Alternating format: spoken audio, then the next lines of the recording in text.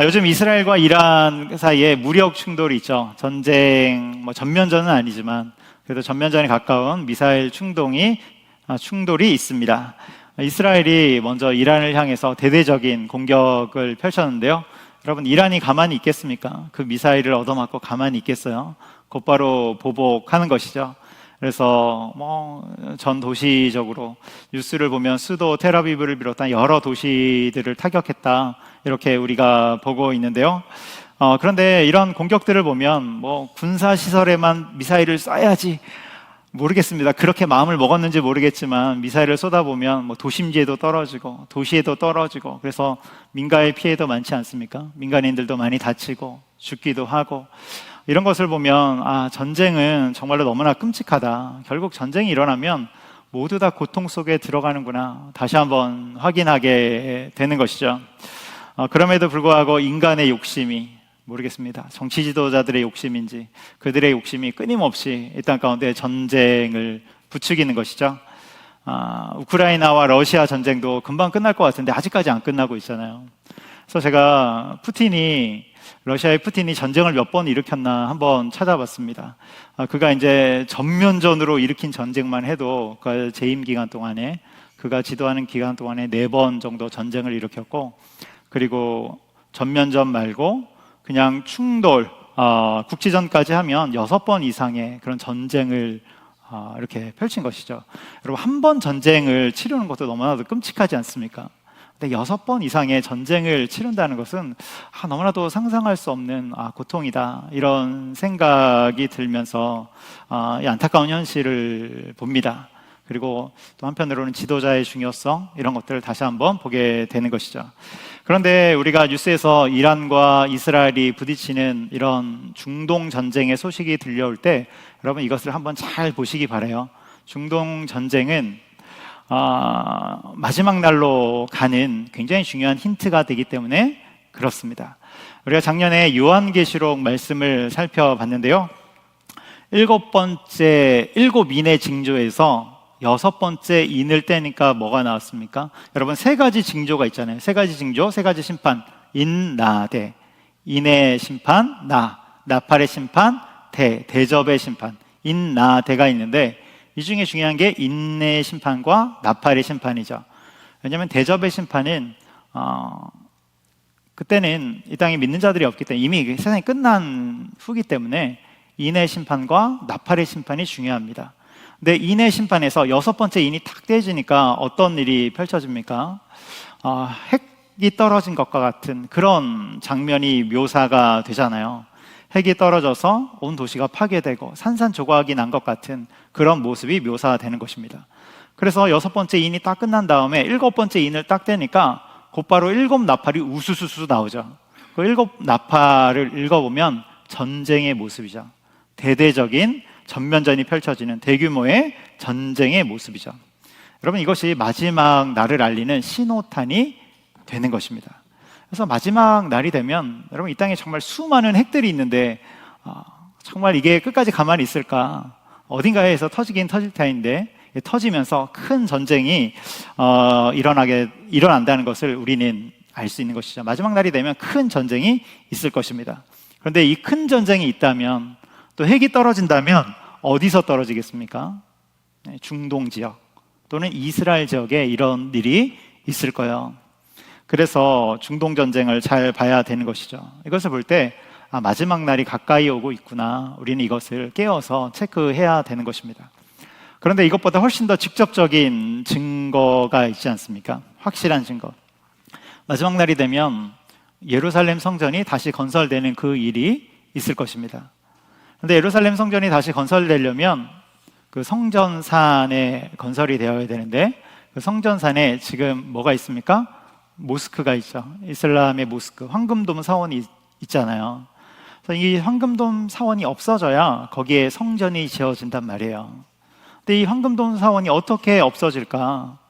가장 유력한 것은 미사일로 파괴되는 것이지 않습니까? 파괴돼야 그 다음에 새롭게 짓게 되니까 인위적으로 그걸 철거할 수는 없어요.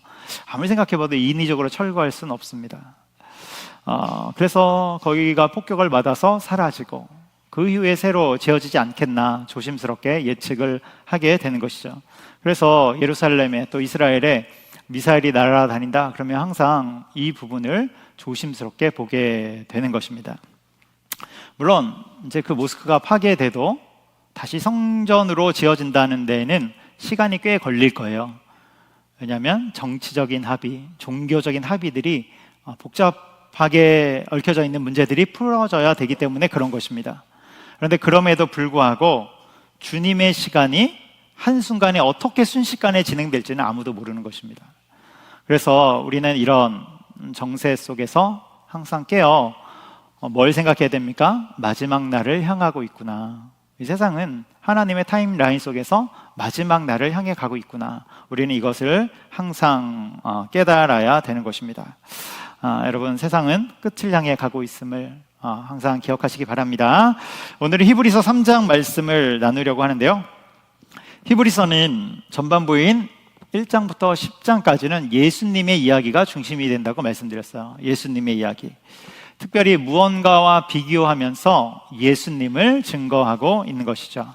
그래서 1장에서 2장은 천사보다 뛰어난 예수님이 나왔습니다. 천사보다 뛰어난 예수님. 그러니까 어떤 영적인 존재보다도 뛰어난 예수님이라는 거예요. 여러분, 아무리 영적인 존재라고 해도, 신비로운 존재라고 해도 그는 피조물이라는 것입니다.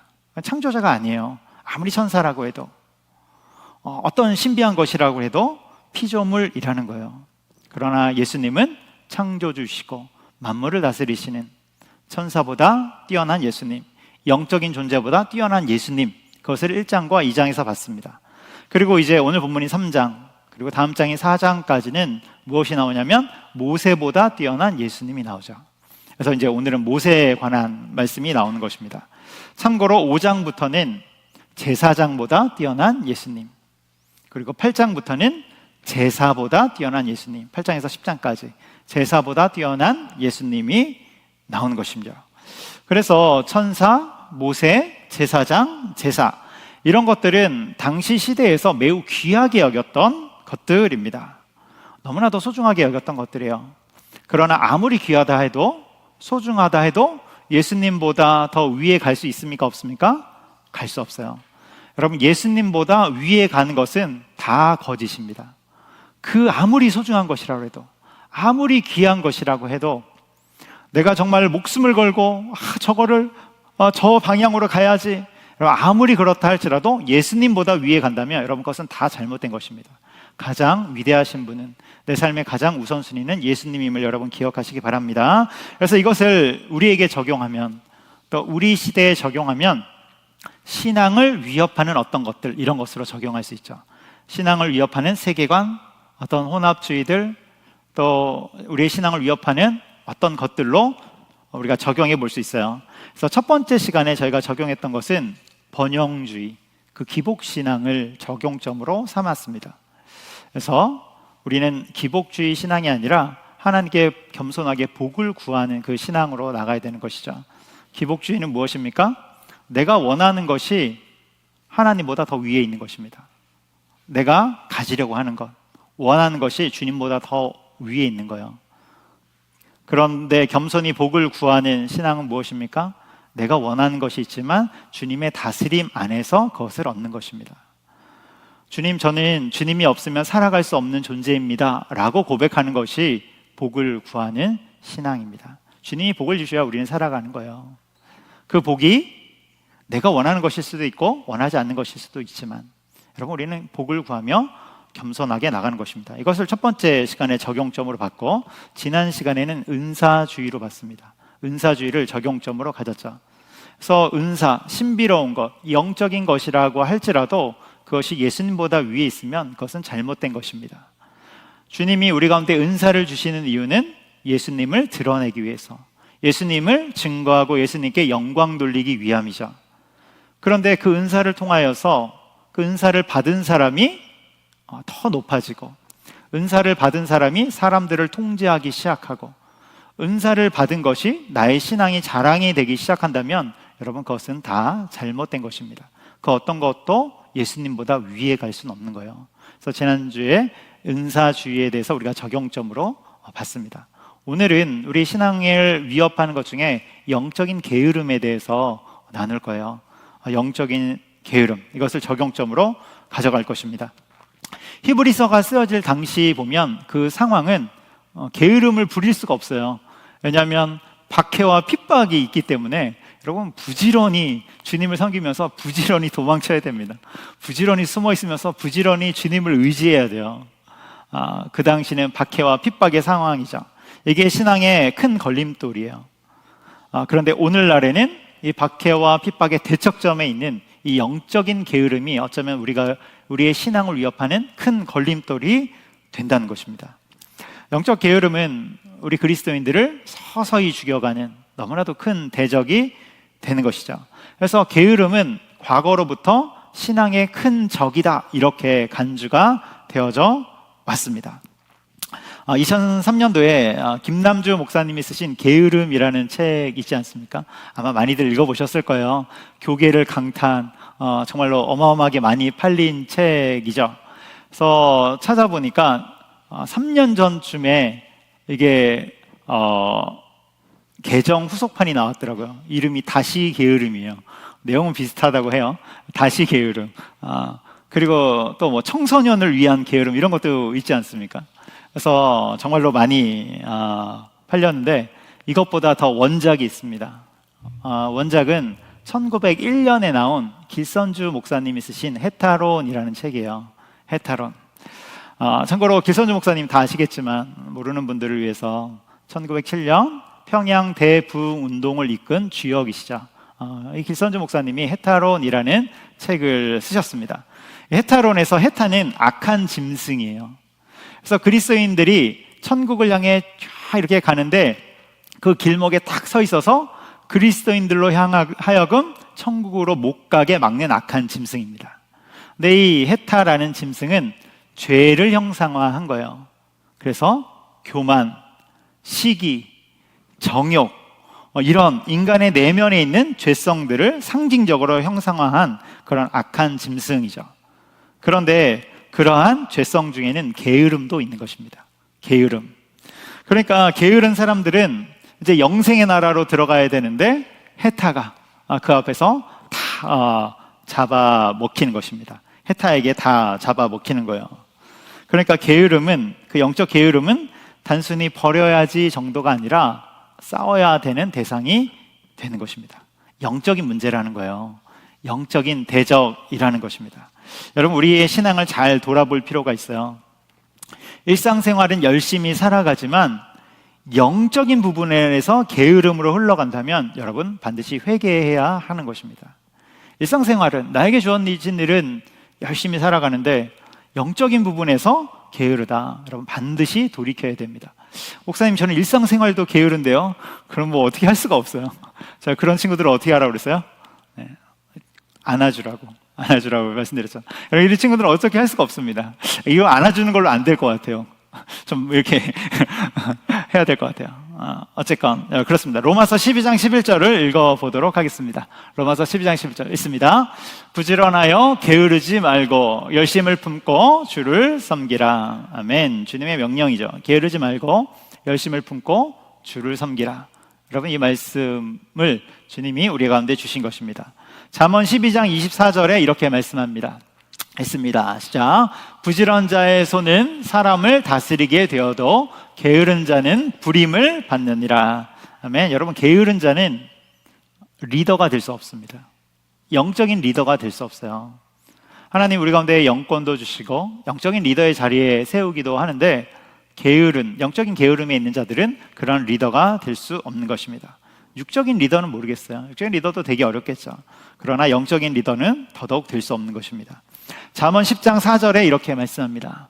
시작. 손을 게으르게 놀리는 자는 가난하게 되고 손이 부지런한 자는 부하게 되느니라. 아멘. 이거 영적으로도 적용이 되지 않습니까? 영적인 게으름 속에 있다면 여러분, 영적인 가난함, 영적인 영양실조에 들어가는 것은 너무나도 뻔한 일이에요. 목사님, 저는 신앙생활이 왜 이렇게 힘들까요? 교회를 다니는데 왜 허무할까요? 저는 영적으로 왜 이렇게 힘들까요? 이것에 대해서 단순하게 답을 할 수 없지만 여러분, 그 주요한 원인 중에 영적인 게으름이 있는지 반드시 살펴야 하는 것입니다. 영적으로 주님 앞에 잘 나가지 못하기 때문에 그 신앙생활이 힘든 것이죠. 그래서 영적인 게으름 가운데 있다면 우리는 영적인 가난, 그 영적인 영양실조에 빠져서 점점 말라 죽게 되는 것입니다. 여러분, 소명받은 그리스도인들은 어떻게 살아가는 것입니까? 부지런하여 열심을 품고 주님을 섬기는 것입니다. 여러분, 그리스도인들, 사명이 있는 그리스도인들은 부지런하여 열심을 품고 주님을 섬기는 것입니다. 우리 믿음의 선조들이 그렇게 나갔듯이, 믿음의 선배들이 그렇게 신앙생활을 했듯이, 여러분, 그러한 신앙생활 가운데 거하는 저 여러분 되기를 주님의 이름으로 축복합니다. 본문 1절 말씀을 읽어보도록 하겠습니다. 우리 1절 같이 읽습니다. 그러므로 함께 하늘의 부르심을 받은 거룩한 형제들아, 우리가 믿는 도리의 사도이시며 대제사장이신 예수를 깊이 생각하라. 아멘. 여기 맨 끝에 보면 예수를 깊이 생각하라 이렇게 말씀하고 있어요. 예수를 깊이 생각하라. 히브리서의 중심 주제이죠. 예수를 생각하라, 예수를 바라보라, 예수를 주목하라. 여기에 모든 답이 있다는 거예요. 예수님을 바라보는 거, 예수님을 주목하는 거. 그런데 여기서 예수를 깊이 생각하라는 말씀은 권유하거나 부탁하는 말씀이 아니에요. 너 예수님을 좀 생각해 주겠니? 너 예수님을 좀 바라봐 주겠니? 너 신앙생활을 열심히 해 주겠니? 그 말씀이 아니에요. 명령입니다. 예수를 주목하라, 예수를 바라보라, 예수님께 집중하라. 할렐루야. 여러분, 주님이 우리 각 사람에게 명령하신 것입니다. 주목하라, 집중하라. 그런데 예수님을 뭐라고 표현합니까? 여기에서 예수님은 사도이시며 대제사장이시다 이렇게 표현하고 있습니다. 여기에서 사도는 아포스톨로스이죠. 뜻은 보냄을 받은 자입니다. 보냄을 받은 자. 그런데 여기에서의 사도는 신약에서의 사도를 뜻하는 것이 아니라 구약의 선지자를 뜻하는 것입니다. 구약의 선지자, 구약적 개념이에요. 그리고 대제사장, 역시 구약적 개념이죠. 대제사장은 무엇입니까? 하나님과 백성을 이어주는 중보자이죠. 속죄의 중보자. 예수님이 그런 분이라는 거예요. 그래서 사도이시며 대제사장이라는 말씀은 선지자이시며 계시의 완성이죠. 계시의 완성자이고 하나님과 사람들을 이어주는 화목제물이시며, 그러니까 구약의 모든 것을 아우르는 그런 모든 약속과 말씀을 성취하신 분이라는 것입니다. 구약의 모든 성경을 완성하신 분이라는 거예요. 히브리서를 읽어보면 제가 계속해서 구약을 많이 이야기하죠. 이것은 구약적 개념입니다. 구약입니다. 히브리서는 이런 구약적 개념들로 이루어져 있는데, 왜 구약적 개념들로 이루어져 있냐면, 여러분 1세기 그리스도인, 그러니까 특별히 초대교회 그리스도인들은 우리는 그들을 분류할 때 신약의 백성입니다 이렇게 분류하지만, 그 당시를 살아가는 사람들은 자신이 신약의 백성인지 구약의 백성인지 알았을까요? 몰랐을까요? 모르죠. 그냥 구약 시대를 살아가는 것입니다. 여전히 구약적인 그런 분위기 속에서 살아가는 거예요. 훗날 우리가 다 그 예수 그리스도의 십자가와 부활 이후에 신약 시대라고 분류한 것이죠. 그러니까 히브리서에 나오는 모든 그런 용어들과 이야기들은 구약적 개념, 그것이 그 당시의 모든 것이었습니다. 그런데 우리 성도님들이 이해하기 쉽게 제가 구약이란 말을 붙인 거예요. 그래서 그런 구약적인 개념입니다. 그래서 예수님은 구약이란 말을 빼면 성경의 모든 약속과 모든 말씀을 성취하시고 완성하신 분이에요. 그것이 바로 사도시며 대제사장이신 예수 그리스도. 그러니까 예수님이 본체이시고 본질이라는 것입니다. 그런데 세상에 있는 것은 무엇입니까? 그것이 아무리 뛰어나다고 할지라도 세상에 있는 모든 것은 다 그림자예요. 예수님을 가리키는 그림자입니다. 여러분, 천사가 아무리 신비로워도 예수님을 가리키는 그림자예요. 모세도 마찬가지죠. 모세가 뛰어난 사람이지만 예수님을 가리키는 그림자에 불과하다는 거예요. 여러분, 이스라엘 백성들이 모세를 위대하게 생각합니다. 우리 3절 말씀을 읽어보도록 하겠습니다. 다시 읽습니다. 시작. 그는 모세보다 더욱 영광을 받을 만한 것이 마치 집 지은 자가 그 집보다 더욱 존귀함 같으니라. 아멘. 여기 보면 모세가 나오잖아요. 여러분, 모세가 누구입니까? 하나님과 대면한 자예요. 그리고 율법을 하나님께로부터 받아서 백성들에게 전해줬죠. 성경의 모든 명령의 근간이 되는 십계명, 모세가 받아서 백성들에게 줬습니다. 십계명뿐만이 아니라 이 십계명으로부터 파생되는 모든 율법들, 모세가 직접 받아서 백성들에게 전달해 준 거예요. 그러니까 모세는 어떤 사람입니까? 율법을 전달해 준 선지자이고 하나님과 백성들을 이어준 중보자의 역할을 한 사람이 바로 모세인 것이죠. 이 모세는 너무나도 위대한 사람이에요. 그래서 신명기 18장 15절에 보면 이런 말씀이 나옵니다. 신명기 18장 15절 같이 읽습니다. 내 하나님 여호와께서 너희 가운데 내 형제 중에서 너를 위하여 나와 같은 선지자 하나를 일으키시리니 너희는 그의 말을 들을지니라. 아멘. 여기 보면 나와 같은 선지자 이렇게 나오죠. 구약 성경의 중요한 표현들 중에 하나예요. 나와 같은 선지자. 여기에서 나는 모세죠. 모세가 훗날 하나님이 나와 같은 선지자를 일으키실 것입니다. 일으키실 거야. 이 나와 같은 선지자가 바로 메시아를 뜻하는 것입니다. 메시아를 하나님이 세우실 것입니다. 세우실 것이야. 그러니까 모세는 어떤 사람입니까? 예수님을 예표하는 선지자 중의 선지자입니다. 최고의 선지자이죠. 구약 성경에서 한 사람 뽑으라 그럼 모세죠. 두 사람 뽑으라 그럼 모세와 엘리야죠. 여러분, 모세는 선지자 중에 선지자입니다.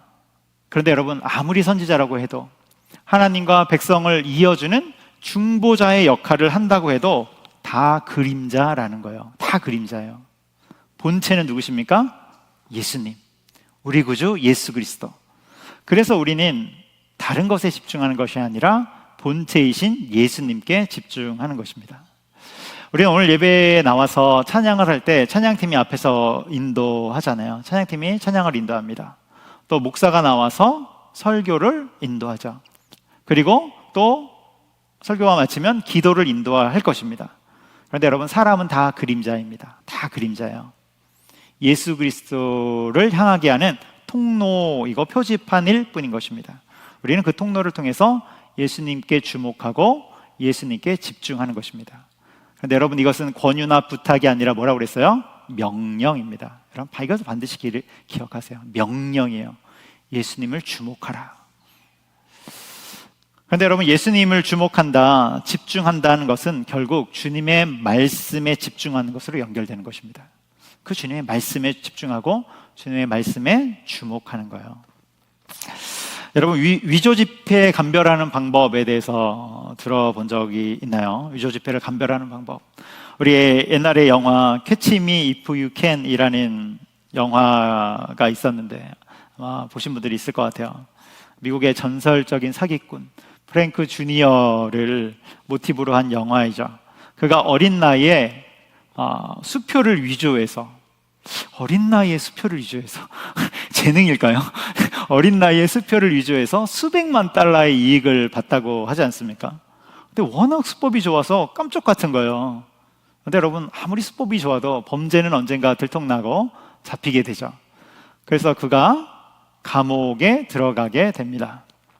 그래서 그에 상응하는 형량을 치르게 되는데, 다 치르고 석방될 때 그의 재능이 너무나도 아깝잖아요. 그러니까 미국의 FBI에서 그를 전격 채용합니다. 위조 지폐 감별하는 자문위원으로 그를 채용해요. 위촉하는 것이죠. 그래서 이 사람이 위조 지폐 감별을 하는 그 기틀을 마련했는데요. 그가 이런 말을 합니다. 위조 지폐를 감별하는 방법은 가짜 지폐를 연구하는 것이 아니다. 진짜 지폐를 연구하는 것이다. 이런 말을 한 거예요. 이게 무슨 말이냐면, 기준이 되는, 본질이 되는 진짜 지폐를 연구하고 계속해서 보게 되면 가짜는 보는 순간 드러난다는 것입니다. 보는 순간 그냥 가짜인 게 그냥 뭐 이렇게 할 필요도 없이 딱 드러난다는 것입니다. 그때까지만 해도 당시 사람들은 위조 지폐를 감별한다고 했을 때 가짜 지폐를 연구하는 것에 몰입했거든요. 가짜는 뭐가 가짜고 이게 틀렸고 저게 틀렸고 다 여기에 몰두할 때였어요. 그런데 그가 패러다임을 바꾼 것이죠. 틀을 바꿔버린 거예요. 진짜에 집중하도록. 그런데 여러분, 진짜 중에 정말 진짜는 무엇입니까? 가장 중요한 진짜는 주님의 말씀, 성경이 되는 것이죠. 우리가 정말로 집중해야 되는 것은 주님의 말씀, 성경이 되는 거예요. 레위기를 읽어보면 제사 드리는 방법에 대해서 나오지 않습니까?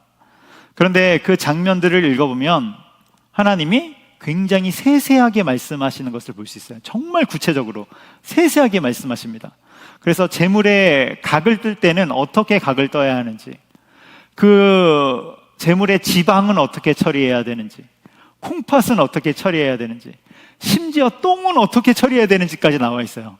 여러분, 제물의 똥까지 어떻게 처리해야 되는지 너무 세세하고 구체적이죠. 그러니까 레위기를 읽을 때 어떻게 됩니까? 진도가 안 나가요. 아유, 기름을 어떻게 처리하는지, 콩팥을 어떻게 처리하는지, 이게 뭐 우리한테 관심이 있습니까? 근데 처리하는 방식도 똑같아요. 다 똑같아요. 똑같은 말이 계속 적혀 있어요. 그러니까 우리가 그 말씀을 보면서 계속 졸지 않습니까? 아, 레위기 말씀, 정말로 나의 위기를 맞이하면서 그 성경을 읽는 것이죠. 근데 여러분, 하나님은 왜 이렇게까지 세세하게 말씀하실까? 구체적으로 이렇게 말씀하실까? 이유는 그 말씀을 지키되 철저히 지키도록 세세하게 말씀을 주시는 것입니다. 그 말씀을 지키되 철저하게 지키도록, 집중하여 철저하게 지키도록 우리 가운데 그렇게 하시는 거예요. 그런데 아론의 두 아들, 제사장인 나답과 아비후는 어떻게 합니까? 나답과 아비후 철저하게 말씀을 지키지 않죠. 말씀에 집중하지 않아요.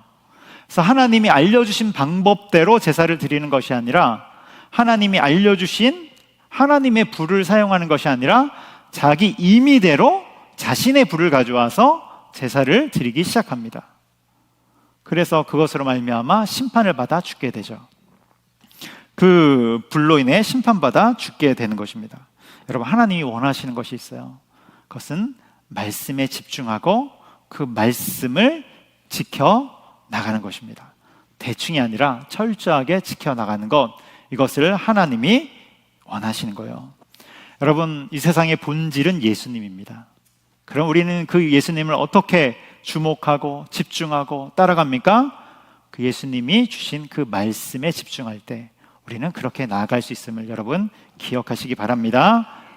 다시 말씀드리지만 부탁이 아니라 명령임을 여러분 기억하시기 바랍니다. 우리 3절 말씀을 다시 한번 읽어보도록 할게요. 3절 같이 읽습니다. 그는 모세보다 더욱 영광을 받을 만한 것이 마치 집 지은 자가 그 집보다 더욱 존귀함 같으니라. 아멘. 여기 보면 모세보다 더욱 뛰어난 예수님이 나오죠. 그래서 이제 모세보다 뛰어난 예수님을 말씀하는 거예요. 그래서 마치 집을 지은 자가, 여기서 집은 세상을 창조했다는 것입니다. 세상을 뜻하는 거예요. 그러니까 세상을 예수님이, 하나님이 창조하셨다는 그 말씀이 되는 것이죠. 그래서 그 집보다 더욱 존귀함 같으니라. 5절도 읽어보도록 하겠습니다. 5절 시작. 또한 모세는 장래에 말한 것을 증언하기 위하여 하나님의 온 집에서 종으로서 신실하였고. 아멘. 그래서 모세는 무엇입니까? 장래에 말할 것, 장래에 오실 메시아를 증언, 예표하기 위해 있는 존재예요. 그는 하나님의 온 집에서, 집도 나왔어요. 하나님의 온 집. 그런데 이제 집의 의미가 바뀌어갑니다. 처음에는 세상이라고 그랬어요. 집을 창조하신 것. 그런데 여기에서의 집은 언약의 공동체인 이스라엘을 뜻하는 거예요. 그래서 모세는 이스라엘, 하나님이 언약을 맺어주신 이스라엘에서 종으로서 신실하였고, 종 무엇입니까? 선지자로서, 그리고 중보자의 역할로서 신실하였고, 아까 다 설명을 드린 부분이에요. 그래서 모세는 그러한 자입니다. 그런데 예수님은 어떤 자일까? 6절에서 말씀합니다. 6절 시작. 그리스도는 하나님의 집을 맡은 아들로서 그와 같이 하셨으니 우리가 소망의 확신과 자랑을 끝까지 굳게 잡고 있으면 우리는 그의 집이라. 아멘. 그리스도는 하나님의 집을 맡은 아들이에요. 하나님의 집이 또 나옵니다. 여기에서 하나님의 집은 교회입니다. 언약의 공동체인 교회를 뜻해요. 그러니까 처음 집은 세상, 그 다음에 이스라엘, 그 다음에 교회. 역사의 타임라인이잖아요. 쭉 흘러가는 세상 창조, 그 다음에 이스라엘, 구약적 개념이죠. 신약의 개념, 교회로 넘어온 거예요. 그래서 예수님은 교회의 머리가 되셨죠. 우리 에베소서 1장 22절에 나오지 않습니까? 그래서 우리가 소망의 확신과 소망, 우리 에베소서 할 때 나눴는데, 소망은 구원을 뜻하는 것이죠. 구원의 확신과 자랑. 여러분, 당시에는 박해와 핍박의 상황이었어요. 근데 구원의 확신과 자랑을 누가 가지고 있을 수 있습니까? 담대한 자들이 가지고 있을 수 있는 거예요. 담대한 자들. 그러니까 그 담대함을 끝까지, 담대함으로 믿음을 끝까지 굳게 잡고 있으면 우리는 그의 집이라. 6절에서 집은 뭐라고 그랬어요? 교회. 우리가 바로 교회다. 이런 말씀을 하는 것입니다. 그래서 3장의 전반부인 1절에서 6절까지는 모세보다 뛰어난 예수님을 증거하고 있는 거예요. 모세가 아무리 훌륭하지만 그는 그림자이고 본체이신 분은 예수님이십니다. 이것을 말씀하는 것입니다. 그리고 이제 후반부로 넘어가는데, 후반부는 7절에서 19절 마지막 절까지입니다. 여기에는 예수님의 말씀에 순종하라, 이 말씀을 주시는 거예요. 제가 앞에서 다 설명했죠. 예수님께 집중하라는 것은 결국 예수님의 말씀에 집중하고, 예수님의 말씀에 집중한다는 것은 결국 순종을 뜻하는 것입니다. 말씀에 순종하라.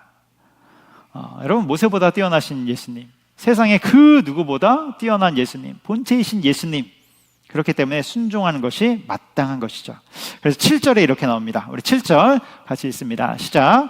그러므로 성령이 이르신 바와 같이 오늘 너희가 그의 음성을 듣거든. 아멘. 여기 보면 그의 음성을 듣거든, 여기서 그의 음성은 구약 성경을 뜻하는 거예요. 구약 성경. 제가 임의상 구약이라는 말씀을 붙였다고 했어요. 성경을 뜻하는 거예요. 그 당시에는 신약 성경이 완성되어 있지 않잖아요. 그러니까 그냥 성경 하면 우리가 볼 때는 다 구약 성경인 거예요. 그래서 그 성경을 성령의 살아계신 음성이라고 말씀하고 있는 것입니다. 그래서 성령으로 통해서 기록된 그 성경 말씀을 듣거든 어떻게 하래요? 그 말씀을 들으면 어떻게 됩니까? 8절 읽습니다. 시작.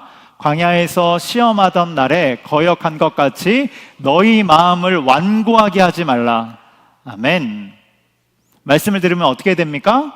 마음을 완고하게 하지 말아라. 다시 말해 불순종이 아니라 순종하라는 말씀이에요. 순종하라. 그런데 여러분, 문제가 있어요. 문제가 뭡니까? 우리 3장 8절 앞부분에 나오는 것처럼 광야에서 시험하던 날에 거역하던 것 같이 이스라엘 백성들이 그렇게 거역했다는 것입니다. 광야 생활할 때 하나님을 시험하고 하나님을 거역했어요. 그래서 어떤 결과를 맺게 됩니까? 다음 절인 9절 읽습니다. 시작. 거기서 너희 열조가 나를 시험하여 증험하고 40년 동안 나의 행사를 보았느니라. 아멘. 하나님을 시험하고 거역해서 그 결과가 어떻게 됩니까? 40년 광야 생활이라는 결과를 맛보게 된 거예요. 여러분, 이것은 지난주에도 말씀드린 부분이죠. 원래 광야 생활은, 하나님이 처음 주셨던 광야 생활은 1년하고 몇 개월 더 하면 끝인 것입니다. 그 1년 동안 뭐 하냐면 시내산에서 하나님과 언약을 맺고 율법을 수여받고 성막을 만들고, 그 기간이, 그것이 끝나면 1년하고 조금 더 지나면 그 기간이 끝난단 말이에요. 그러면 이제 가나안 땅으로 들어가는 것입니다. 그런데 출애굽 1세대들은 어떻게 합니까? 마음이 완고하여 주님의 말씀을 듣지 않습니다. 거역합니다. 그래서 1년하고 몇 개월 정도면 끝나는 광야 생활을 무려 40년 동안 그 안에서 하게 되는 거예요. 불순종의 결과로 40년 광야 생활을 하게 되는 것입니다. 근데 여러분, 더 심각한 건 무엇인지 아세요? 그들은 그렇게 하고도 약속의 땅 가나안에 들어가지 못했다는 것입니다. 엄청난 일이죠.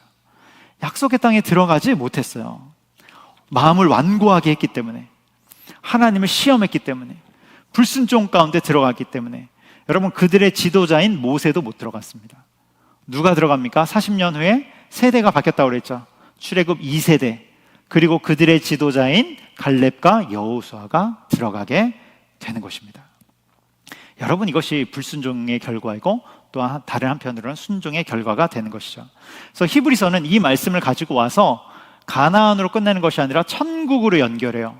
누가 천국에 들어가는지 천국으로 연결합니다. 우리 11절 같이 읽어보도록 하겠습니다. 시작. 내가 노하여 맹세한 바와 같이 그들은 내 안식에 들어오지 못하리라 하였다 하느니라. 아멘. 여기 보면 내 안식에 들어오지 못하리라. 천국이죠. 내 천국에 들어오지 못한다. 왜 이런 말씀이 나오냐면, 여러분, 히브리서가 쓰여질 당시의 중요한 배경은 박해와 핍박이라고 했어요.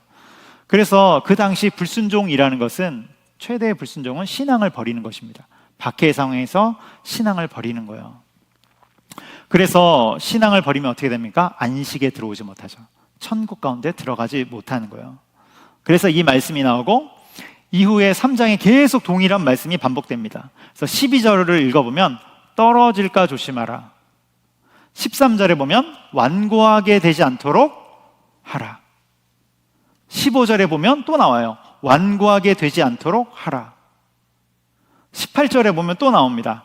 안식에 들어오지 못하리라. 계속해서 반복되는 말씀이 나오는 것입니다. 그래서 여러분, 예수님을 바라본다는 것은 예수님의 말씀에 집중하는 것이고, 그 말씀에 집중하는 것은 들은 말씀으로 끝나는 것이 아니라 순종이라는 그런 것으로 귀결이 되는 것입니다. 이제 말씀의 결론을 맺을 건데요. 여러분, 우리는 광야와 같은 인생을 살아가고 있습니다. 이 광야와 같은 인생을 탁 통과한 후에 우리는 어디로 들어갈 것을 기대합니까? 약속의 땅 가나안, 그 천국에 들어갈 것을 기대하잖아요. 여러분, 이 천국에 들어갈 때까지의 우리 이 땅에서의 여정은 무슨 여정입니까? 순종의 여정이에요. 예수를 깊이 생각하라. 예수님께 집중하며 그 말씀을 듣고 순종으로 행해 나가는 그 예수님의 이야기가 바로 우리 인생이 되는 것입니다. 광야 같은 이 땅에서의 우리의 삶이 되는 것입니다. 그런데 우리가 예수님께 집중하고 말씀을 듣고 순종하지 못하도록 방해하는 요소들이 있다니까요. 여러분, 우리를 놔두지 않는다니까요. 세상에 놔두지 않아요. 그 중에 무엇이 있습니까? 오늘 설교 초반에 말씀드린 영적인 게으름도 있어요. 영적인 게으름. 또 8절에 나오는 것처럼 완고함들, 고집들, 한번 딱 정하면 돌이키지 않는 고집들, 또 9절에 나오는 것처럼 의심들, 불신앙들. 여러분, 이것을 버리고 온전히 주님의 말씀에 순종의 길에 거하는 저 여러분 되기를 주님의 이름으로 축복합니다. 다시 우리 찬송하도록 하겠습니다.